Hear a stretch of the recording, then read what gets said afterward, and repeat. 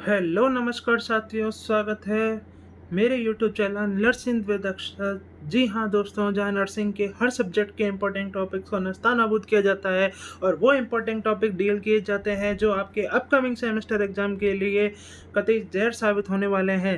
तो आज की वीडियो में हम देखने वाले हैं फार्माकोलॉजी। क्या देखने वाले हैं? फार्माकोलॉजी। उसके अंदर हम देखने वाले हैं आज की इस वीडियो के अंदर drug used in respiratory system कि ऐसी कौन कौन सी ड्रग है जो रेस्पिरेटरी सिस्टम के अंदर यूज़ की जाती है। ठीक है, और उसमें सबसे पहले हम बात करेंगे ब्रोंकोडायलेटर। जी हाँ दोस्तों, ब्रोंकोडायलेटर्स। ठीक है, तो चलिए स्टार्ट करते हैं आज की इस वीडियो को और समझते हैं कि क्या होता है ब्रोंकोडायलेटर, कौन कौन सी ऐसी मेडिकेशन है जो हमारी रेस्पिरेटरी सिस्टम के लिए उपयोग में ली जाती है। जो स्टार्ट करते हैं, तो सबसे पहले मैं ले चलता हूँ आपको इंट्रोडक्शन पर। तो आज का ये टॉपिक है drug used in respiratory system. ठीक है, इसके अंदर हम देखेंगे introduction. Disease related to respiratory system include asthma, congestion, chronic obstruction, pulmonary disease. ठीक है, इंट्रोडक्शन में है कि disease related to respiratory system की कौन कौन सी डिजीज हैं जो रेस्पिरेटरी सिस्टम से रिलेटेड है, जैसे कि अस्थमा हो गया, कंजेशन हो गया, क्रॉनिक ऑब्स्ट्रक्टिव पल्मोनरी डिजीज हो गई। ठीक है, और भी बहुत सारी डिजीज़ होती हैं जो कि रेस्पिरेटरी सिस्टम से क्या होती हैं, रिलेटेड होती है। तो इन डिजीज़ को प्रिवेंट करने के लिए रेस्पिरेटरी में हम पढ़ते हैं ड्रग्स के बारे में कि ऐसी कौन कौन सी ड्रग है जो इन डिजीज को क्या करेगी, प्रिवेंट करेगी। देखिए, सबसे पहला है anti asthmatic drug, decongesting drug, expectorants and antitussive, mucolytic, bronchoconstrictors and antihistamines. ठीक है, तो ये हैं जो ड्रग, इनका हम कॉमनली यूज़ करते हैं किसके अंदर, रेस्पिरेटरी सिस्टम के अंदर। अब देखिए यहाँ पर कि डिजीज रिलेटेड जो है रेस्पिरेटरी सिस्टम के अंदर, पहला है अस्थमा। अस्थमा में क्या होती है, जो ब्रोंकियल ट्यूब्यूल्स होती हैं वो क्या हो जाती है, नैरो हो जाती है, जिससे क्या होता है पेशेंट को कि सांस लेने में यानी ब्रीथिंग में प्रॉब्लम आती है। और जब ब्रीथिंग में प्रॉब्लम आएगी तो वीजिंग साउंड, चेस्ट का टाइटनेस हो जाता है। कंजेशन का मतलब होता है नोज या चेस्ट के अंदर म्यूकोस का क्या हो जाना, जमा हो जाना, यानी accumulation of mucus in nose and chest. ठीक है, इसमें क्या होती है, ब्रीथिंग की भी प्रॉब्लम हो सकती है। और सीओपीडी में क्या होता है, ये मोस्टली उन पेशेंटों में देखे जाते हैं जो क्या करते हैं, स्मोकिंग करते हैं। इसमें क्या हो जाता है, एयरवे परमानेंटली डैमेज होने लग जाते हैं, जिससे पेशेंट को कंटिन्यूसली ब्रीथिंग के अंदर क्या हो जाती है, प्रॉब्लम हो जाती है। ठीक है, अब सबसे पहले मैं आपको पढ़ाने वाला हूं यहाँ पर एंटी अस्थमेटिक ड्रग के बारे में कि एंटी अस्थमेटिक ड्रग क्या होती है, कौन कौन सी इसमें ड्रग जो है इसमें इंक्लूड की जाती हैं, क्या मैकेनिज्म ऑफ एक्शन होता है, कहाँ पे दे सकते हैं, कहाँ पे नहीं दे सकते, क्या क्या साइड इफेक्ट होते हैं, एडवर्स इफेक्ट होते हैं। आज की इस वीडियो के अंदर हम ये जानने वाले हैं। तो चलिए स्टार्ट करते हैं एंटी अस्थमेटिक ड्रग के बारे में। देखिए, एंटी अस्थमेटिक ड्रग क्या होती है, ये वो मेडिकेशन होती है या these drugs are medicine use to prevent और relieve symptom of asthma, wheezing sound, breathlessness, chest tightness and cough. ये वो ड्रग होती हैं। देखो, एंटी अस्थमेटिक, आपको नाम से ही पता चल रहा है कि अस्थमा के सिम्टम्स को रिलीफ करने वाली ड्रग को ही हम एंटी अस्थमेटिक ड्रग कहते हैं। अब कौन कौन से वो सिम्टम्स हैं, जैसे कि बीजिंग साउंड का आना, ब्रीथलेसनेस का आना, चेस्ट का टाइटनेस हो जाना, इन सबको रिलीफ करने के लिए, प्रिवेंट करने के लिए हम कौन सी मेडिकेशन देते हैं, एंटी अस्थमेटिक ड्रग देते हैं। ये क्या करेगी, ये अस्थमा को ट्रीट करेगी। कैसे? ये एयरवे को ओपन करेगी और पेशेंट इजीली ब्रीथिंग कर पाएगा। ये होता है क्या, एंटी अस्थमेटिक ड्रग। अब इसके अंदर कौन कौन सी ड्रग आती हैं, तो सबसे पहले ड्रग आती है ब्रोंकोडायलेटर्स। ब्रोंकोडायलेटर्स के भी 5 ग्रुप होते हैं। उसका नाम है नॉन सेलेक्टिव एड्रेजेनिक एगोनिस्ट, ठीक है, selective beta 2 adrenergic agonist, methyl xanthine anticholinergic और ल्यूकोट्राइन एंटागोनिस्ट। ठीक है, तो आज हम केवल पढ़ने वाले हैं ब्रोंकोडायलेटर्स के बारे में। क्या पढ़ने वाले हैं? ब्रोंकोडायलेटर्स के बारे में। इन 5 ग्रुप्स के बारे में हम जानने वाले हैं कि क्या होते हैं ब्रोंकोडायलेटर्स, कैसे मैकेनिज्म ऑफ एक्शन यहाँ पर करते हैं। तो चलिए स्टार्ट करते हैं ब्रोंकोडायलेटर्स। देखिए, सबसे पहला मैं आपको बताने वाला हूँ ब्रोंकोडायलेटर क्या होता है, ये क्या करती है। ब्रोंकोडायलेटर क्या करती हैं, these drugs relax bronchial smooth muscle and open the airway. ये क्या करती हैं, जो ब्रोंकोडायलेटर ड्रग होती हैं ये क्या करती हैं, ब्रोंकियल स्मूथ मसल को रिलैक्स करके एयरवे को ओपन करती हैं। अब ये ब्रोंकोडायलेटर्स क्या होता है, यानी ब्रोंको और डायलेटर, ब्रोंका का मतलब होता है ब्रोंकस, क्या, ब्रोंको का मतलब होता है ब्रोंकस, ठीक है, और डायलेटर का मतलब होता है डायलेट, ठीक है, और डायलेटर का मतलब होता है डायलेट, यानी ये क्या करती हैं, ब्रोंकस को ओपन रख के, क्या, ब्रोंकस को ओपन रखती है। अब ब्रोंकस बंद कैसे हो जाते हैं, देखिए जब क्या हो जाती है, जब ब्रोंकियल स्मूथ मसल कॉन्स्ट्रिक्ट होने लग जाती हैं तो ये क्या हो जाता है, ब्रोंकस बंद हो जाते हैं। अब जैसे ही बंद होंगे तो क्या होगा, ये ड्रग क्या करेगी, मसल को रिलैक्स करेगी, एयरवे को ओपन रखेगी और पेशेंट को ब्रीथिंग जो होगी इजीली हो जाएगी। इसके अंदर सबसे पहला जो आता है वो आता है नॉन सेलेक्टिव एंड्रोजेनिक एगोनिस्ट, ठीक है। इसमें सबसे पहले ड्रग का नाम है एड्रेनलिन, जिसे अपन बोलते हैं एड्रेनलिन, जिसको बोलते हैं एफिनेफ्रिन, क्या बोलते हैं, एफिनेफ्रिन। देखो ब्रोंकोडायलेटर भी 5 होते हैं, नॉन सेलेक्टिव, सेलेक्टिव, मिथाइलजैंथीन्स, एंटीकोलिनर्जिक और ल्यूकोट्राइन एंटागोनिस्ट, क्या होते हैं, ल्यूकोट्राइन्स एंटागोनिस्ट। तो इसमें सबसे पहले हम पढ़ रहे हैं नॉन सेलेक्टिव। ये क्या करते हैं, ये जो नॉन सेलेक्टिव एड्रेनर्जिक एगोनिस्ट होते हैं ये अल्फा और बीटा दोनों रिसेप्टर पे क्या करते हैं, काम करते हैं। कौन से, एक तो अल्फा और बीटा दोनों रिसेप्टर पे क्या करते हैं, वर्क करते हैं, ठीक है, क्या करते हैं, वर्क करते हैं, ठीक है। It is generally used not use because powerful cardiac stimulation develop cardiac arrhythmia, ठीक है। ये क्या करते हैं, कार्डिक एरिथमियास करते हैं। देखिए सुनिए, नॉन सेलेक्टिव एड्रेनर्जिक एडर्नर्जिक एगोनिस्ट जो होते हैं, इसका जो बेस्ट एग्जांपल है एड्रेनलिन है। अब इसके अंदर ये है कि इसको हम ज़्यादा यूज़ नहीं करते, नॉर्मल डेली रूटीन में यूज़ नहीं कर सकते, क्योंकि ये जो ड्रग होती है एक पावरफुल कार्डियक स्टिमुलेशन का काम करती है, जिसके अंदर क्या हो सकता है, कार्डियक एरिथमियाज हो सकते हैं, क्या हो सकते हैं, कार्डियक एरिथमियाज हो सकते हैं। अब कार्डियक एरिथमिया हो सकते हैं, ठीक है, क्यों, जैसे कि समझिए क्यों हो सकता है कार्डियक एरिथमिया, क्योंकि ये क्या ड्रग करती है, ये करती है बहुत ही ज़्यादा कार्डियक को स्टिमुलेट करती है, इसलिए क्या हो जाता है, कार्डियक एरिथमिया हो सकता है, ठीक है। ये एड्रेनलिन क्या होता है, एड्रेनलिन एक इमरजेंसी हार्मोन होता है। जब बॉडी कोई डिजीज या डेंजर कंडीशन में होती है तो ये हार्मोन क्या होता है, रिलीज होता है, क्या होता है, रिलीज होता है। In respiratory system use as 1:100 inhalation and 1:1000 subcutaneous. Respiratory system के अंदर 1:100 इनहेलेशन यानी इनहेलेशन रूट के थ्रू और 1:1000 सबक्यूटेनियस रूट के थ्रू अपन क्या कर सकते हैं, इसका यूज कर सकते हैं, ठीक है। 1:100 dilution of adrenaline, never use IV. क्यों नहीं कर सकते हैं नेवर यूज आईवी भी, देखो समझिए यहाँ पर क्यों नहीं कर सकते हैं। ये जो 1:1000 और 1:100 है, ये इसकी क्या है, कंसंट्रेशन है, जो कि अलग अलग स्ट्रेंथ में क्या होती है, अवेलेबल होती है। जब इमरजेंसी में जब डॉक्टर होता है ये इसका प्रॉपर डायल्यूटेशन का करता है, यूज़ करता है, ठीक है। अब यहाँ पर ये है कि 1:100 डायल्यूटेशन क्या होता है, एड्रेनलिन का, नेवर यूज आईवी। क्यों, क्योंकि अगर इसको अपने डायरेक्टली वेन में दे दिया तो ये क्या करेगा, हार्ट को बहुत स्टिमुलेट करेगा, हार्ट को बहुत ज़्यादा स्टिमुलेट करेगा, जिससे क्या होगा, बीपी डेंजरस हो जाएगा, अरिथमियाज हो जाएंगे और कार्डियक अरेस्ट भी हो सकता है। इसलिए हम इसको डायरेक्ट आईवी में नहीं दे सकते, आईवी रूट से नहीं दे सकते, ठीक है। इसके बाद है सेलेक्टिव बीटा 2 एड्रेनर्जिक एगोनिस्ट, ठीक है।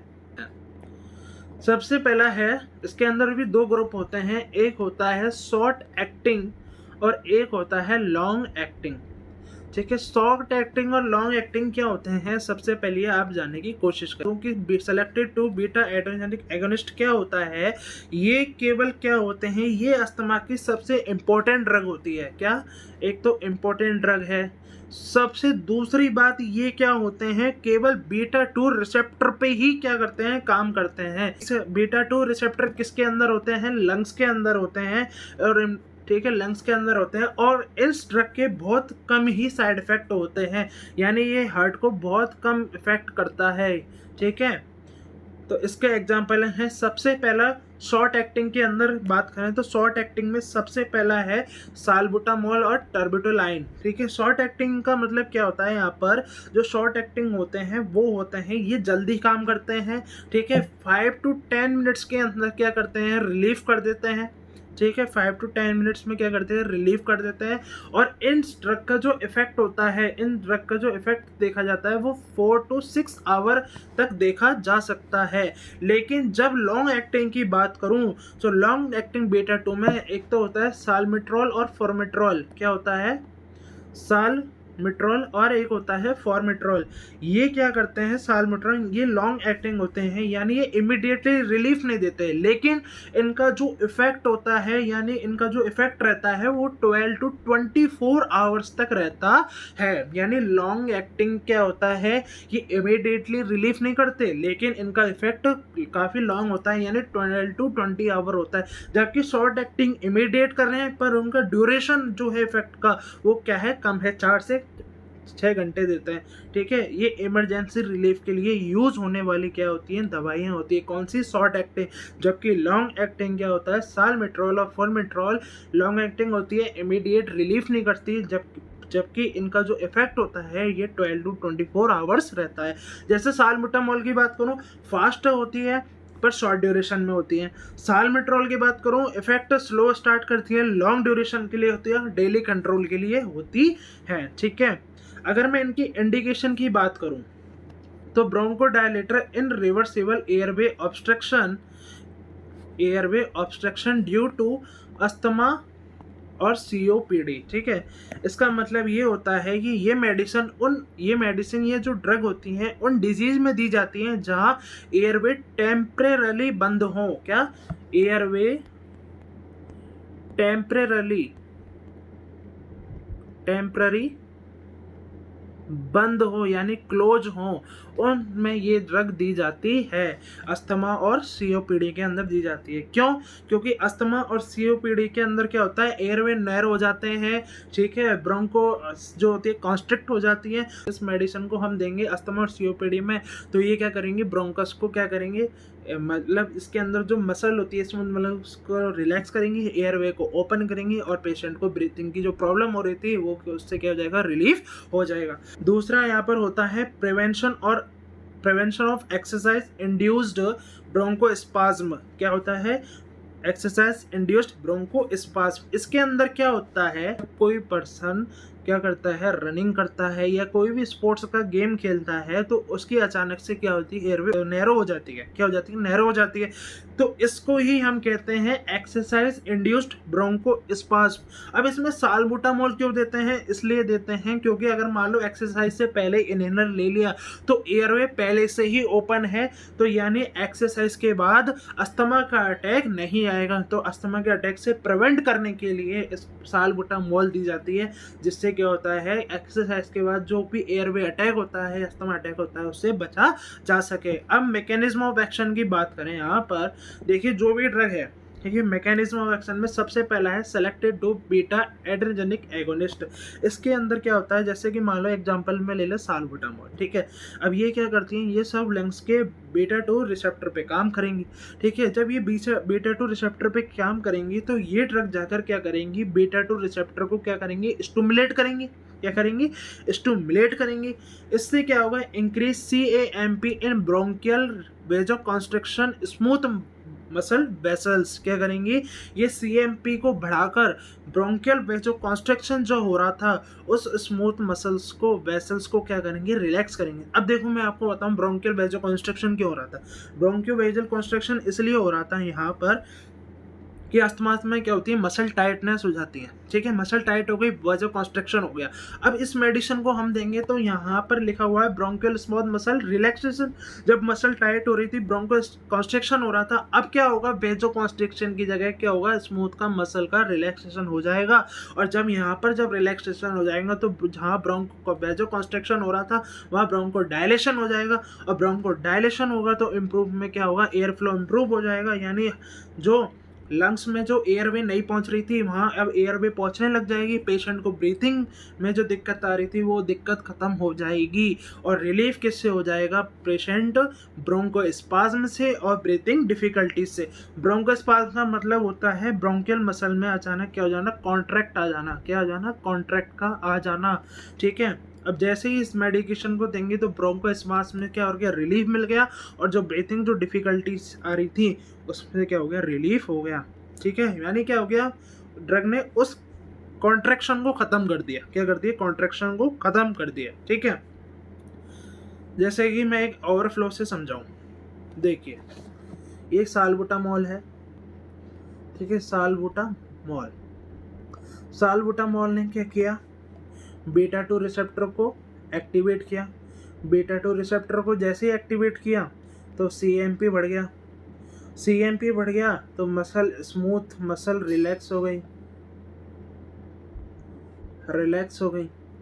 जैसे ही मसल ब्रोंको डायलिटेशन हो गया, और ब्रोंको डायलिटेशन हुआ तो एयरवे ओपन हो गया और ब्रोंकोस्पाज्म में क्या हो गया, रिलीफ मिल गया। ठीक है, Salbutamol is a powerful bronchodilator, hence used as a drug of choice in all type of asthma except beta 2 blocker propanol induced asthma। देखिए सुनिए, साल्बुटामोल क्या होता है, पावरफुल ब्रोंकोडायलेटर होता है इसमें, इसलिए हर तरह के अस्थमा यानी टाइप ऑफ अस्थमा में दे सकते हैं, लेकिन एक्सेप्ट किसके, बीटा ब्लॉकर प्रोपेनॉल। क्या मतलब, ये लाइन जो है, ये वाली लाइन क्या है, बहुत इंपॉर्टेंट है। क्यों, इसके अंदर क्या होता है, जब अपन बीटा ब्लॉकर में अगर मान लो अपन ने ये अस्थमा साल्बुटामोल दे दी तो ये क्या करेगी, रिसेप्टर को एक्टिवेट ही नहीं कर पाएगा।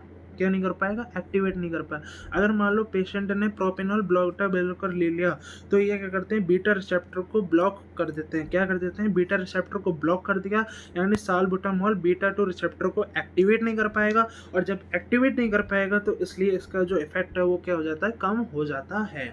ठीक है, uterus salbutamol also act on beta 2 receptor in uterus and produce relaxant effect, tocolytic effect. ठीक है, साल्बुटामोल भी क्या होता है, बीटा 2 रिसेप्टर में काम करता है, किसके, यूट्रस के अंदर, और ये क्या करता है, प्रोड्यूस करता है रिलैक्सेंट इफेक्ट। तो आप सोच रहे होंगे कि यूट्रस के लंग्स में बीटा 2 रिसेप्टर होते हैं, नहीं, यूट्रस के भी अंदर क्या होता है, बीटा 2 रिसेप्टर होते हैं, जो कि साल्बुटामोल यूट्रस की मसल्स को भी क्या कर सकते हैं, रिलैक्स कर सकते हैं, जिसको अपन बोलते हैं टोकोलाइटिक इफेक्ट। टोकोलाइटिक का मतलब होता है ये यूट्रस के क्या करते हैं, जो यूट्रस के अंदर कॉन्ट्रैक्शन आता है उसको क्या कर जाते हैं, स्टॉप कर देते हैं।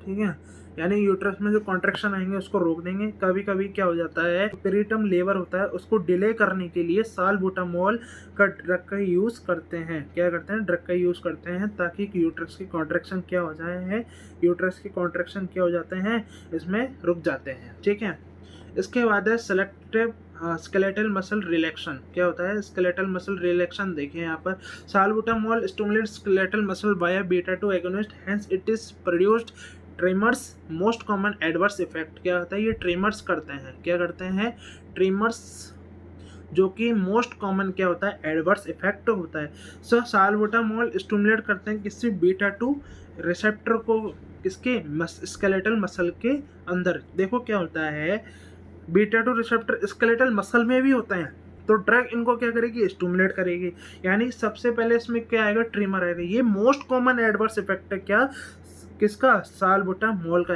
अगर पूछे कि मोस्ट कॉमन, आपसे अगर ये पूछे ना कि most common side effect in salbutamol, तो आपका आंसर होगा ट्रिमर्स। क्या होगा, ट्रिमर होगा। ठीक है, इसके बाद बात करें यहाँ पर hypokalaemia, salbutamol increase the entry of potassium into cell and hence produce hypokalaemia. Salbutamol क्या करती है, साल्बुटामोल क्या करेगी, पोटेशियम को ब्लड से सेल के अंदर भेज देगी। क्या करेगी, ब्लड से सेल के अंदर भेज देगी, और जब ब्लड के अंदर किसका पोटेशियम का लेवल कम हो गया तो क्या कंडीशन हो जाएगी, हाइपोकैलेमिया। ठीक है, salbutamol not use single in emergency. ठीक है, साल्बुटामोल का अपन सीवियर अटैक में नहीं दे सकते, यानी केवल सीवियर यानी बहुत सीवियर अस्थमा अटैक में सिर्फ साल्बुटामोल देना ही काफ़ी अच्छा नहीं होता है। क्यों, उसके संग अपन को ऑक्सीजन भी देनी पड़ेगी। इसके बाद हम बात करते हैं मिथाइल जेनथिन्स के बारे में। मिथाइल जेनथिन्स भी क्या होती है, ब्रोंको डायलेटर ग्रुप की ही होती हैं। किसकी होती हैं, ब्रोंको डायलेटर ग्रुप की होती है। ठीक है, ब्रोंकोडायलेटर ग्रुप की होती हैं, जिसके अंदर पहला एग्जाम्पल है वो है थियोफाइलिन, अमाइनोफाइलिन, इटियोफाइलिन और डॉक्सोफाइलिन। ठीक है, थायोफिलिन का मतलब ये क्या होती है, सबसे पुरानी और फेमस ड्रग होती है। अमाइनोफाइलिन क्या होती है, थायोफिलिन का जो होता है, थायोफिलिन का क्या होता है, डेरिवेटिव यानी सोल्यूबल फॉर्म होती है। इटियोफाइलिन क्या होती है, एक डेरिवेटिव होता है। और डॉक्सोफाइलिन क्या होता है, एक न्यूर ड्रग है। ज़्यादातर जो डॉक्टर्स होते हैं इसको ही क्या करते हैं, प्रेफर्ड करते हैं। किसको क्या करते हैं, प्रेफर करते हैं। उस ड्रग का नाम है डॉक्सोफाइलिन। ठीक है, इसके क्या होते हैं, साइड इफेक्ट्स थियोफाइलिन से बहुत कम होते हैं, इसलिए डॉक्टर क्या होता है, ज़्यादा इसी को ही प्रेफर करता है। ठीक है, अगर हम बात करें इसके बाद मैकेनिज्म ऑफ एक्शन की, तो मैकेनिज्म ऑफ एक्शन में सबसे पहले मिथाइल जैंतीन। अब मिथाइल जैंतीन में सबसे पहले मान लो थियोफाइलिन है। ठीक है, थियोफाइलिन है, ये क्या करता है, इनहिबिट करता है फॉस्फोडाइएस्ट्रेज एंजाइम को। अब फॉस्फोडाइएस्ट्रेज एंजाइम क्या होता है, एक एंजाइम होता है। क्या होता है, एक एंजाइम होता है जो CAMP को क्या करता है, तोड़ता है, जो तोड़ता है ये। फिर इसके बाद अगर मान लो अपन इसमें ड्रग देंगे तो ड्रग क्या करेगी, PDE यानी फॉस्फोडाइएस्ट्रेज को क्या करेगी, ब्लॉक कर देगी, जिससे CMP टूटेगा नहीं। और जब CMP टूटेगा नहीं तो ब्रोंकियल स्मूथ मसल में CMP की मात्रा बढ़ जाएगी, और जब CMP बढ़ जाएगा तो ब्रोंकियल स्मूथ मसल रिलैक्स हो जाएंगी। फिर उसके बाद जो ब्रोंकियो कॉन्स्ट्रिक्शन हो रहा था, ब्रोंको डायलिटेशन हो जाएगा, एयर फ्लो का इंक्रीज हो जाएगा। क्या हो जाएगा, एयर फ्लो इंक्रीज हो जाएगा।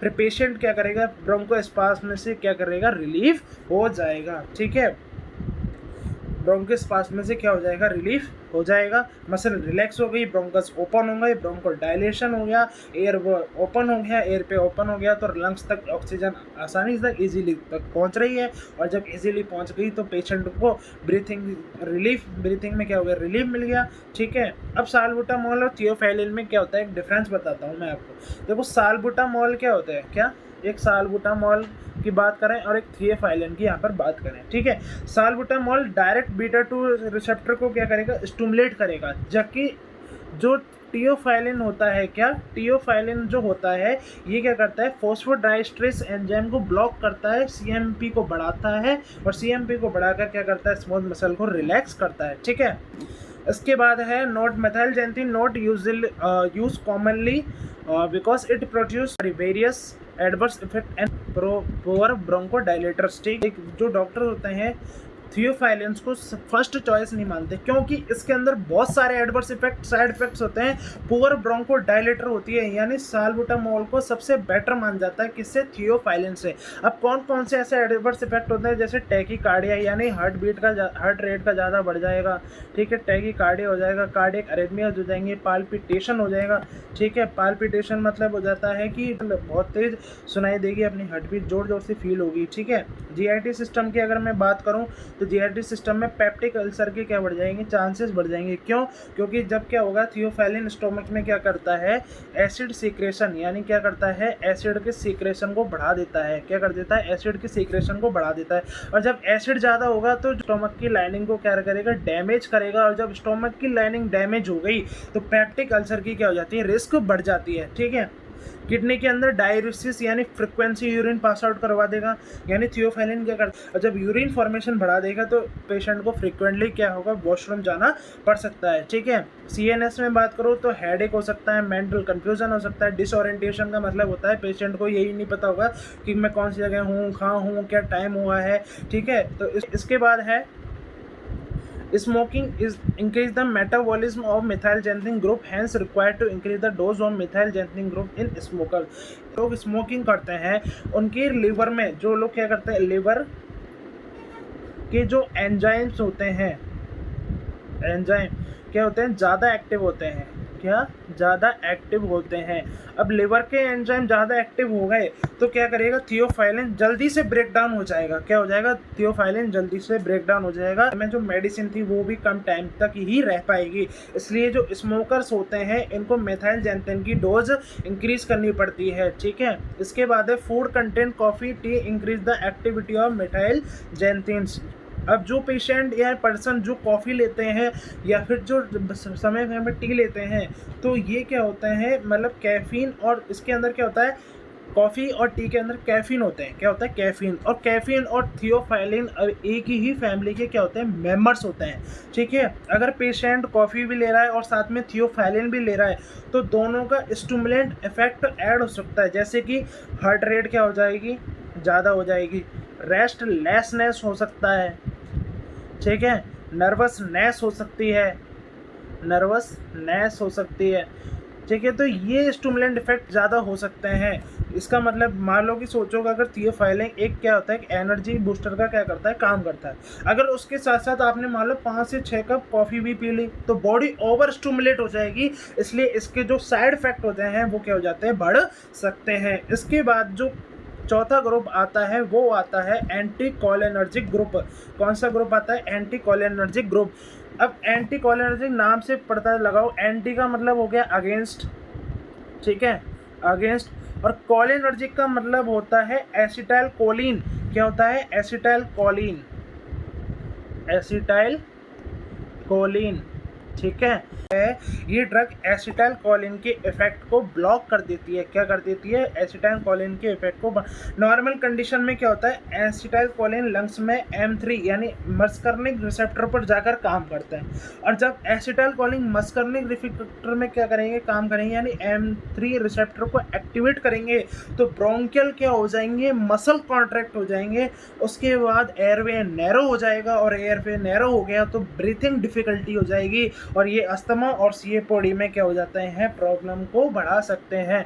देखिए यहाँ पर समझिए कि एसिटाइल कोलिन है, क्या एसिटाइल कोलिन है, ठीक है। एसिटाइल कोलिन क्या करता है, M3 रिसेप्टर पे क्या करता है, वर्क करता है, और जैसे ही M3 रिसेप्टर पे काम किया तो इसने क्या किया, ब्रोंकियल मसल को क्या कर दिया, कॉन्स्ट्रिक्ट कर दिया। मसल क्या हो गई, कॉन्स्ट्रिक्ट हो गई, और जैसे ही मसल कॉन्स्ट्रिक्ट हुई एयरवे क्या हो गया, नैरो हो गया, एयरवे क्या हो गया, नैरो हो गया, और एयरवे नैरो हो गया, इससे क्या हुआ, ब्रीथिंग में क्या हो गई, डिफ़िकल्टी हो गई, ब्रीथिंग डिफ़िकल्टी हो सकती है पेशेंट को, ठीक है। अब इसके बाद क्या होता है, ये अस्थमा और COPD के भी रिस्क को क्या कर सकता है, बढ़ा सकता है। तो एंटी कोलिनर्जिक ड्रग क्या करेगी, एसिटाइल कोलिन को ब्लॉक करेगी। मसल, जब एसिटाइल कोलिन ब्लॉक हो गया तो मसल कॉन्ट्रैक्ट नहीं होगी, और जब मसल कॉन्ट्रैक्ट ही नहीं होगी तो मसल रिलैक्स हो जाएगी। जहाँ ब्रोंको कॉन्स्ट्रिक्शन हो रहा था वहाँ ब्रोंको डायलिटेशन हो जाएगा, और पेशेंट को सांस लेने में जो दिक्कत आ रही थी वो इससे क्या हो जाएगा, रिलीफ हो जाएगा, ठीक है। तो नोट में देखिए, सबसे पहला ipratropium bromide drug on choice the treatment of beta blocker induced asthma, ठीक है। एक तो होता है इप्राट्रोमियम ब्रोमाइड और एक होता है टियोट्रोपियम ब्रोमाइड, ठीक है, इट्राट्रोमियम ब्रोमाइड। अब इसके अंदर क्या होता है, ये ड्रग ऑफ चॉइस होती है for the treatment of COPD। किसकी ड्रग ऑफ चॉइस होती है, COPD की ड्रग ऑफ चॉइस होती है। देखिए इप्राट्रोमियम ब्रोमाइड जो होती है, मैं आपको बात बताऊं, इप्राट्रोमियम ब्रोमाइड जो होती हैं ये शॉर्ट एक्टिंग एंटी कोलिनर्जिक होती हैं, ठीक है, जो जल्दी काम करती है लेकिन इसका इफेक्ट बहुत कम देखा जाता है। ये होती है, इसका यूज़ COPD और अस्थमा दोनों में यूज़ कर सकते हैं। जबकि आइट्रोट्रोमियम जो होती है, आइट्रोट्रोमियम लॉन्ग एक्टिंग होती हैं, धीरे धीरे काम शुरू करती है। इसका जो इफेक्ट होता है वो 24 आवर्स तक देखा जा सकता है, ठीक है। इसके बाद बात करें, ipratropium is combined with salbutamol by nebuliser from during the treatment of status asthmaticus. किसको दिया जाता है, अस्थमैटिक्स के अंदर दिया जाता है, यानी इट्राट्रोमियम को साल्बुटामोल के साथ कंबाइंड करके न्यूबलाइजर फॉर्म में 0.5 mg में दिया जाता है। किसके ट्रीटमेंट के लिए, स्टेटस अस्थमैटिक्स के ट्रीटमेंट में दिया जाता है, ठीक है। अब इसकी बात करें मैकेनिज्म ऑफ एक्शन की, ठीक है, मैकेनिज्म ऑफ एक्शन की बात करें तो देखिए एंटी कोलिनर्जिक ड्रग मान लो अगर कौन कौन सी, एक तो होती है इप्राट्रोमियम और एक होती है इमेट्राइट्रोमियम, ठीक है।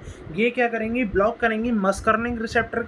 जैसे ही इन्होंने मस्कर्निक रिसेप्टर को ब्लॉक किया तो एसिटाइल कोलिन का जो इफेक्ट है बंद हो गया। एसिटाइल कोलिन का जब इफेक्ट ही बंद हो गया तो ब्रोंकियल स्मूथ मसल रिलैक्स हो जाएंगी, और जब रिलैक्स होंगी तो ब्रोंको डायलिटेशन हो जाएगा, और ब्रोंको डायलिटेशन हो गया तो decrease airway resistance and decrease mucus secretion, यानी जो भी म्यूकस वहाँ जमा हो रहा था उसका सीक्रेशन कम हो जाएगा।